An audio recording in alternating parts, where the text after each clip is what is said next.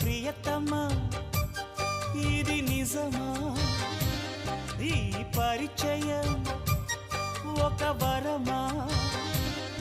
ఇది మనసు పడిన విరహ వేదన తొలి ప్రేమలోని మధుర భావన